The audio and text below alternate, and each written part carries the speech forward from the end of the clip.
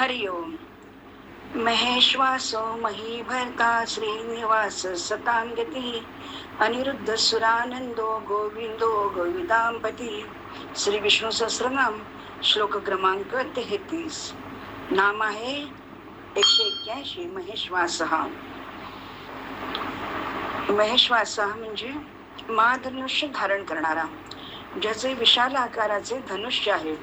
महेश्वास म्हणजे महा अधिक ईश्वास. महा म्हणजे विशाल प्रचंड, ईश्वास म्हणजे धनुष्य. अत्र शूरा महेश्वासा भीमार्जुन समायुधो युधानो विराटश्च द्रुपदश्च महारथा. गीता 1:4. महाभारत उद्योग पर्वात रथी, महारथी, अतिरथी यांचे वर्णन आहे.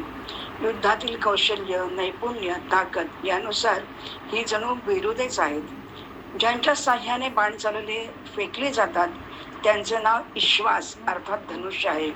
असे विशाल आकाराचे ईश्वास धनुष्य ज्यांचे जवळ आहेत ते सर्व महेश्वास धनुर्धारी आहेत.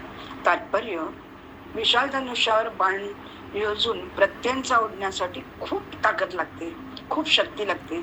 शक्तीनिशी सोडलेला बाण विशेष मारा करतो. असे विशाल धनुष्य जवळ बाळगत असल्याने हे सर्व खूप बलवान आणि शूरवीर आहेत. हे सामान्य योद्धे नव्हेत. युद्धकलेमध्ये ते भीम आणि अर्जुनाप्रमाणे निपुण आहेत. अर्थात भीमाप्रमाणे बलवान आणि अर्जुनाप्रमाणे शस्त्रकलेत निपुण आहेत. महाभारत युद्धात कौरवांकडे नारायणी सेनेसह 11 औक्षणी व पांडवांकडे फक्त 7 औक्षणी सेना होती. पण भीमार्जुनासारखे महेश्वास आणि साक्षात नारायण होते. म्हणून यत्र योगेश्वर कृष्णो यत्र पार्थो धनुर्धरा तत्र श्री विजयो भूतीर ध्रुवा नीतिर्मितिर्मम. गीता 18:78. असं श्री विष्णूंनी महेश्वास निर्माण केले. 182 मही भरता, पृथ्वी धारण करणारा. मही अधिक भरता. मही म्हणजे भूदेवी पृथ्वी. भरता म्हणजे पती, स्वामी, भरण पोषण करणारा भूदेव किंवा वराह. भगवंतांना अनेक अवतार धारण केले आहेत. रसातळातून, जलातून पृथ्वीला वर काढण्यासाठीच वराह अवतार घेतला होता. भगवंताचे पार्षद जय विजय यांना 3 जन्म पृथ्वीवर असुर योनी भोगावी लागेल असा शाप सनक आदींकडून मिळतो. तेव्हा हिरण्याक्ष, हिरण्यकश्यपू हा पहिला जन्म. तमोगुणी हिरण्याक्ष पृथ्वीला रसातळात नेतो. वराह भगवंत म्हणजे डुक्कर तिला शोधून वर स्थापन करतो आणि युद्धात हिरण्याक्षाला मारून टाकतो. आता पृथ्वी भूर भुव लोकात म्हणजे तिचाही स्तर उंचावतो. हिरण्याक्षाचा भाऊ हिरण्यकश्यपू, याचा मुलगा प्रल्हाद भगवत भक्त, तो सत्वगुणी. भक्त रक्षणाकरता भगवंत हिरण्यकश्यपूला मारतो. त्याच्याच वंशातील विरोचन पुत्र बली असुर याला सात्विक अहंकार, तो दानशूर. अनेक यज्ञाने आपण इंद्रपद मिळवणारच. एवढ्यात वामन अवतार घेऊन त्याला पाताळात गाडणारा व तेथे द्वारपाल म्हणून राहून असुरी गुणांचे निर्दालन करणारा अवतार. वराह म्हणजे वर अधिक आह. पृथ्वी जडतत्व आहे, त्यातून वर आणणारा. तसेच हिरण्याक्ष बंधू प्रल्हाद बली वंशातील असुर योनीतून वर काढणारा महीभर्ता. असे श्री विष्णू महीभर्ता आहेत. 183 श्रीनिवास, ज्याच्या वक्षावरती श्री निवास करीत आहे असा. श्री म्हणजे लक्ष्मी, निवास म्हणजे स्थान, धाम, वैकुंठ. लक्ष्मीचा निवास कमळात असतो म्हणून तिला कमला लक्ष्मी म्हणतात. कमळ श्री विष्णूंना अतिप्रिय आहे म्हणून ते विष्णूचरणी वाहतात. भगवंताची पदकमल, नाभिकमल, हृदयकमल, मुखकमल, नेत्रकमल, श्रीकमल अशी श्री लक्ष्मीसह नावे घेतली जातात. लक्ष्मी भगवंताची लाधिनी शक्ती आहे. ते दोघे एकच आहेत. सदैकत्व न भेदोस्ति सर्वथैव ममास्य च यो संसाह अहम यो सो भेदोस्ति मती विभ्रमात. देवी भागवत 3:6-2. आमच्यात किंचितही भेद द्वैत नाही. लोक भ्रमाने आमच्यात भेद करतात. सृजनासाठी आम्ही द्वैतावर येऊन सृष्टी निर्मिती करतो. ओम महालक्ष्मींच विद्महे विष्णुपत्नींच धीमहि तन्नो लक्ष्मी प्रचोदयात्. लक्ष्मी गायत्री. मुखम पातु महालक्ष्मी कंठम वैकुंठवासिनी लक्ष्मी कवच. असे श्री विष्णू श्री स लक्ष्मी सनिवास करतात. अशा प्रकारे लक्ष्मी विष्णू श्रीनिवास आहेत. 184 सताम गती. सत्पुरुषांचे आश्रयस्थान सत्संगती. गतिरात्मवताम संत संत एव सताम गती. असताम च गती संतो न त्वत्संत सताम गती. विदुर नीती. सकल जनांचा आश्रय म्हणजे संत सहवास. बुद्धिमान सज्जन दुर्जन सर्वांना संतांचा आधार वाटतो, पण दुर्जन कधी सज्जनांचा आश्रय आधार होऊ शकत नाही. जगाच्या कल्याणात संतांच्या विभूती. युद्ध होऊन येऊन कृष्ण धृतराष्ट्राकडे जातो, पण तेथे न जेवता सात्विक आहार सत्संगती यासाठी गरीब विदुराच्या घरच्या कण्या आनंदाने खातो. दासीपुत्र नारदाला एक चातुर्मास संन्यासांचा संत समागम लाभतो. त्यांची भगवत भक्ती, त्यांचे सात्विक उच्छिष्ट, दास्यत्व यामुळे त्याच्यात आमूलाग्र बदल होतो. नरोदयती माम योगो न सांख्यम धर्म एवच न स्वाध्यायस्तपस्त्यागो निष्ठा पूर्तम न दक्षिणा. भागवत 11:12-1.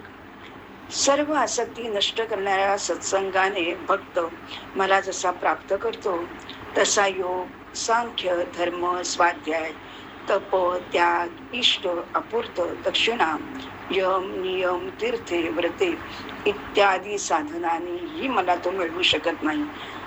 आत्मज्ञाने चोखडी संत माझीच गारुपडी. सर्व संत त्रिकालदर्शी असतात. ते अमूर्ताला मूर्तिरूपात समदृष्टीने पाहतात. तैसा व्यासांचा मागोवा घेतू भाष्यकारा ते वाट पुसतू. अयोग्यही मी नपवतू के जाईन. ते ज्ञान पैगा भरवे जरी मनी आधी आणावे तरी संता या भजावे सर्वस्वेशी. जे ज्ञानाचा कुरुठा ते सेवा हा दारवंटा. तो स्वाधीन करी सुभटा बोळ बोली. तरी तनुमनो जीवे चरणासी लागावे आणि अगर्भता करावे दास्य सकळ. ज्ञानेश्वरी 4:165 ते 167. जे खळांची व्यंकटी सांडो तया सत्कर्मी रथी वाडो. भूता परस्परे पडो मैत्र जीवांचे. पसायदान. दुरितांचे तिमीर जावो. सर्व समाजाकडून अवहेलना निंदा बहिष्कृत होऊनही माऊली स्वतःसाठी काहीही न मागता पसायदानातही आम जनतेसाठी वैश्विक देवाकडे त्यांच्या आत्मिक उन्नतीसाठी प्रार्थना करते. यात माऊलीचे संतत्व दिसून येते. म्हणून 700 वर्षाहूनही माऊली सर्वांसाठी सताम गती आहेत. हे सर्व संत म्हणजे जगदुद्धारासाठी आलेल्या भगवंताच्या विभूती आहेत. आपल्याकडे संतांची मांदियाळी आहे.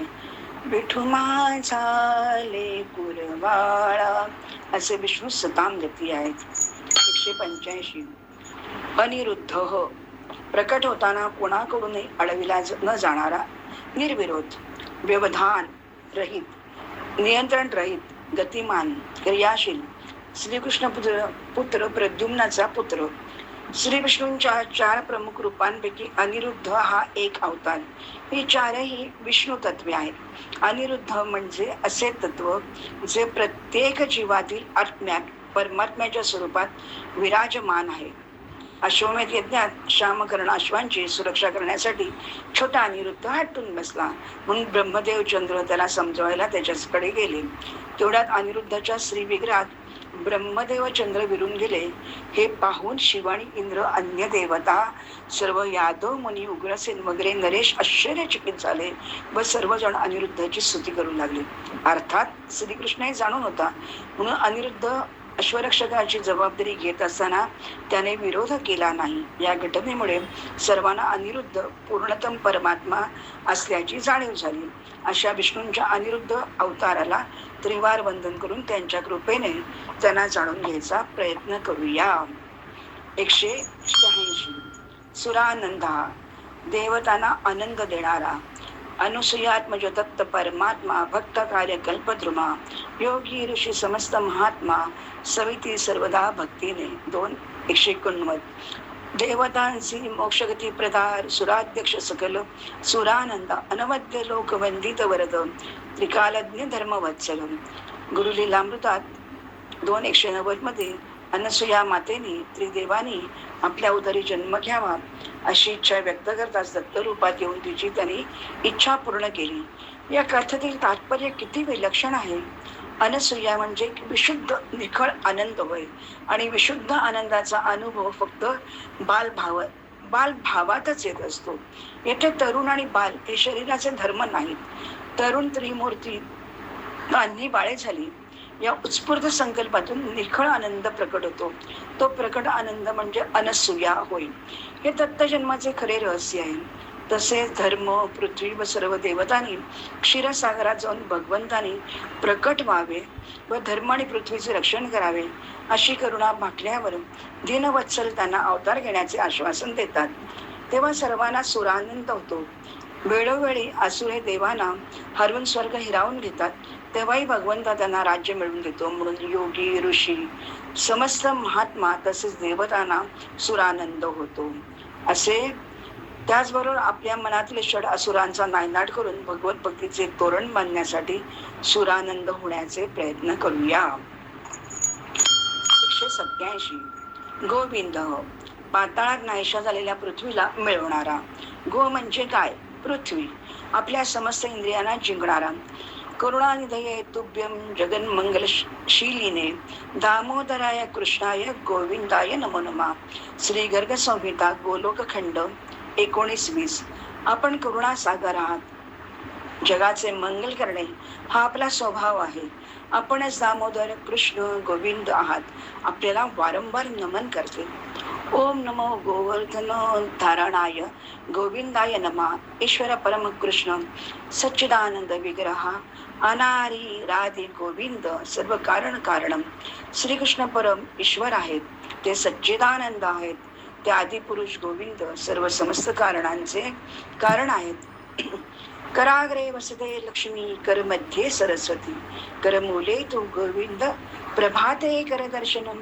आपल्या शरीरातील प्रत्येक अवयवावर देवतांचा वास आहे. म्हणून प्रातःसमयी कराग्रावरील लक्ष्मी, कराच्या मध्यभागी सरस्वती व करमूले गोविंद हा, ज्यामुळे संपूर्ण हात उचलला जातो, आपल्या बोटात अनेक तीर्थ वास करतात.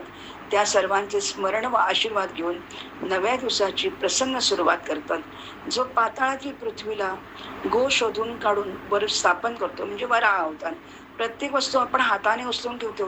म्हणून करमोली असणाऱ्या गोविंदाचे स्मरण करावे. क्षणी आम्ही अनेक अपराध करीत असतो, कळत न कळत. तेव्हा गोविंद तू आमचे संरक्षण कर. असे श्री विष्णू गोविंद वंदनीय आहेत. 188 गोविदांपती ही वाणी जाणणाऱ्यांचा स्वामी. गो म्हणजे गाय, इंद्रिय, पृथ्वी, वाणी. विद म्हणजे वेद जाणणे, ज्ञान, पंडित, आकलन. पती म्हणजे स्वामी, मालक. वेदैश्च सर्व रहमेव वेद्यो वेदांत कृत्वर देव जाम. गीता 15:15.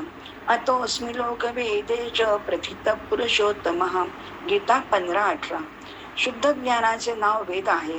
जो अनादि आहे तेच ज्ञान अनुपूर्वी रूपाने यजु इत्यादी वेदांच्या रूपाने प्रकट झाले आहे. वेदातही भगवंत पुरुषोत्तम नावाने प्रसिद्ध आहेत. भगवंत म्हणतात, मी सर्व प्राण्यांच्या हृदयामध्ये अंतर्यामी रूपाने विराजमान आहे. माझ्यामुळे स्मृती, ज्ञान आणि अपोहन म्हणजे भ्रम, संशय इत्यादी दोषांचा नाश होतो. वेदादी सर्व शास्त्रांद्वारा मीच जाण्यास योग्य आहे आणि वेदांच्या अंतिम सिद्धांतांचा निर्णय करणारा तसेच वेदांना जाणणाराही मीच आहे. वेद माझ्यापासून निर्माण झाले. गीता 3:15, 17 आणि 23. वेदांचा अर्थ, भाव, वेदांचे यथार्थ तात्पर्य भगवंत पूर्ण रूपाने जाणतात. वेदांचे तात्पर्य भगवंताची प्राप्ती करून घेण्यात आहे. ब्रह्मदेव घोर निद्रेत असताना हयग्रीव दानवाने चोरून नेलेले वेद भगवंताने ब्रह्मदेवाला आणून दिले. वेद नेले चोरुनी ब्रह्मा आणून या देसी. म्हणून भगवंतच वेद, वाणी, इंद्रियांचे, पृथ्वीचे, गायीचे, सर्वांचे स्थारक, रक्षक, जाणकार, ज्ञाते, पंडित आहेत. असे श्री विष्णू गोविदांपती आहे. अशा प्रकारे विष्णू सहस्त्रनाम श्लोक क्रमांक 33 आणि नाम 188 पूर्ण झाली. हरी.